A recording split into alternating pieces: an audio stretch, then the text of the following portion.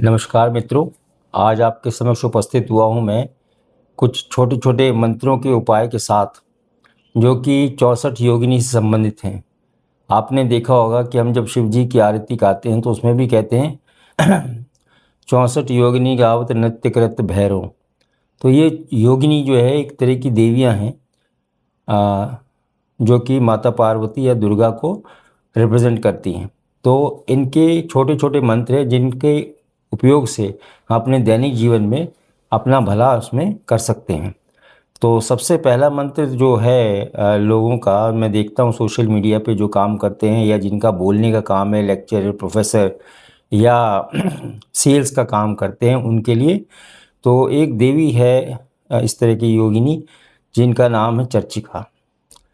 तो जब भी आप अपने घर से निकलें अपने काम के लिए, तो आप घर से निकलते समय जब पहला कदम उठाएं तो कहें चर्चिका चर्चिका चर्चिका। अब ये है कि ये 3 बार आपने बोल दिया, लेकिन ज़िंदगी में, अपने जीवन में इसको ढाल लें। और जो भी आपका कर्म है जिसमें वाक्पटु आपको चाहिए होना पड़ता है या बोलने की आपको टेक्निक चाहिए, तो चर्चिका मंत्र का जाप आप दिन भर 24 घंटे लगातार कर सकते हैं, जिससे कि आपको फ़ायदा होगा। तो ये तो रहा एक वाक्पटु होने का मंत्र। दूसरा है कि नौकरी के लिए जा रहे हैं इंटरव्यू के लिए, या आपका नौकरी में प्रमोशन नहीं हो रहा है, या आपके काम में कोई वहाँ अड़चन हो रही है, तो एक और योगिनी है जिनका नाम है सर्वमंगला। तो आप अपने प्रतिष्ठान में वहाँ जब भी जाते हैं तो आप इसको जपते रहें, सर्वमंगला सर्वमंगला सर्वमंगला। तो इस तरह जो है जाप करते रहने से आपको उसमें एड ऑन फोर्स बनता है। मतलब आप काम कर रहे हैं, अपना कर्म कर रहे हैं, साथ साथ इस मंत्र का जाप भी कर रहे हैं, जिससे कि आपकी शक्ति जो है, आपकी ताकत डबल होती है। तो कर्म करना है और कर्म के साथ साथ मंत्रों का उच्चारण भी करना है। तो ये आप सोचिए, ये ज़रूरी है।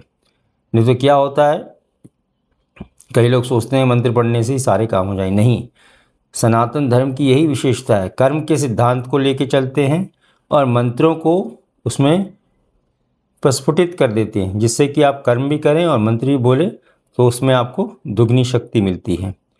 ठीक है, तो सर्वमंगला मैंने आपको बताया चर्चिका। 2 मंत्रों की हमने बात कर ली। अब तीसरा है पैसे से संबंधित। आप नौकरी कर रहे हैं, व्यवसाय कर रहे हैं, कभी कभी आपको कैश, पैसा या लिक्विड मनी की कमी हो जाती है, तो उसके लिए आपको इस मंत्र का जाप करना है, जो एक योगिनी है रति, उनका नाम आपको जपते रहना चाहिए। तो सिंपल है, जब आप अपने नौकरी, व्यवसाय, प्रतिष्ठान या ऑफिस जाएं तो रति रति रति करते हुए आप घर से निकलें और इसको जपते रहें। इसी तरह जब घर में आए तो भी जपते रहें। तो इन मंत्रों का जप जो है अजपा जप, मतलब मन के अंदर इसको आपको बोलते रहना चाहिए। तो रति रति रति आप कहते रहें। तो ये जो है लिक्विड कैश या कैश फ्लो या आपका रिसीवेबल, ये पैसा आपको आना है, उसमें बढ़ोतरी करेगा, आपकी नौकरी में बढ़ोतरी करेगा। जहाँ आप काम करते हैं वहाँ व्यवहार लोगों का अच्छा होगा, आपके सीनियर्स का व्यवहार आपके प्रति बदलेगा। तो ये है। और अंतिम इसमें मैं उपाय आपको देता हूँ, जिसमें हम कहते हैं ना कि भाई घर में जो है हमारे कोई क्रिया कराया है, या हमारे घर के ऊपर बांध दिया है, या हमारे घर के ऊपर मंत्र क्रिया कर दी है, इस तरह की लोग बातें करते हैं। तो उस विचार को मन से हटाने के लिए, या अगर वाकई में कुछ किया हुआ है आपके घर के ऊपर या आपके प्रतिष्ठान के ऊपर या आपकी नौकरी के ऊपर या आपके परिवार के ऊपर, किसी ने ईर्ष्या के मारे कुछ कराया हो, तो फिर जो है आप जो देवी हैं अघोरा, उनका आपको जप करना चाहिए। तो साथ ही इससे जुड़ा हुआ एक और उपाय इसी में है कि आप अघोरा अघोरा अघोरा मंत्र का जाप करें।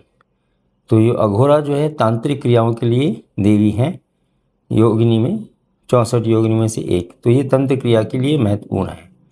तो आपको करना क्या, अगर आपको लगता है कि आपके घर पे या आपके परिवार पे, आपकी नौकरी, व्यवसाय या आपके बच्चों पे, उनकी तरक्की पे या अपने परिवार के सुख पे किसी ने कोई बंधन किया है, या आपके रिश्तेदार ने, आपके कोई मित्र ने जलन के मारे, शक की वजह से किया है, तो आप ये करें, आप हथेली में, उल्टे हाथ की हथेली में शाम को पीली सरसों ले लें सूर्यास्त के समय और घर के बाहर निकल जाएं और 3 बार अघोरा अघोरा अघोरा बोलते हुए फूंक मार दें। तो ये लेना है सर पीली सरसों उल्टे हाथ में हथेली में और उसके बाद में अघोरा अघोरा अघोरा बोल के 3 बार फूंक मार दें।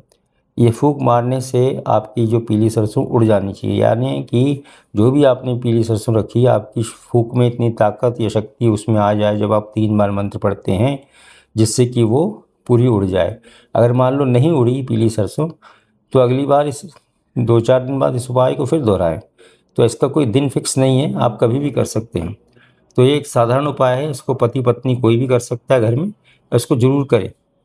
इससे क्या होता है कि एक दिन जब आप बार बार अघोरा अघोरा करके आप इस उपाय को करते हैं, देवी को पुकारते हैं, तो पूरी शक्ति से देवी जब आती है तो वो फूंक मारने से आपकी जो है पीली सरसों उड़ जाती है। इसका मतलब ये है कि आपके घर से जो भी बाधा आपके ऊपर थी वो हट गई है। अगर आपके पास पीली सरसों नहीं तो आप लौंग से भी इस उपाय को कर सकते हैं, लेकिन लौंग साबुत और फूल वाली होनी चाहिए, जिसको आप हथेली में रखें और फिर अघोरा अघोरा अघोरा 3 बार कह के फूंक मार दें। और फूंक मारने के साथ लौंग गिर जानी। लौंग इतनी भारी नहीं होती कि वो ना गिरे, लौंग भी गिर जाएगी अगर आप फूंक ढंग से मारेंगे। और आपके घर से बाधा अगर दूर हो रही है देवी का नाम जपने से तो इसको अवश्य करें। तो ये साधारण से उपाय थे जो कि 64 योगिनियों में से कुछ देवी से समर्पित थे, तो आप इसको करें। और ये सनातनी उपाय हैं, इसमें कोई तंत्र विद्या नहीं है, साधारण है, सर्वसाधारण के लिए कोई बंधन नहीं है। तो इन उपायों को करें, अपनी प्रतिक्रिया दें। मेरे चैनल को आप देखते हैं, इसको सब्सक्राइब करें और अपने मित्रों को ही बोलें अगर सब्सक्राइब करना तो करें, क्योंकि आपको पता है मैं इसको कमाने के लिए नहीं खोला है चैनल, मैं लोगों की सेवा या सहायता करने के उद्देश्य से खोला हुआ है। और जो भी सहायता मुझसे बन पड़ती है मैं करता हूँ और करता रहूँगा। चैनल देखने के लिए धन्यवाद। नमस्कार।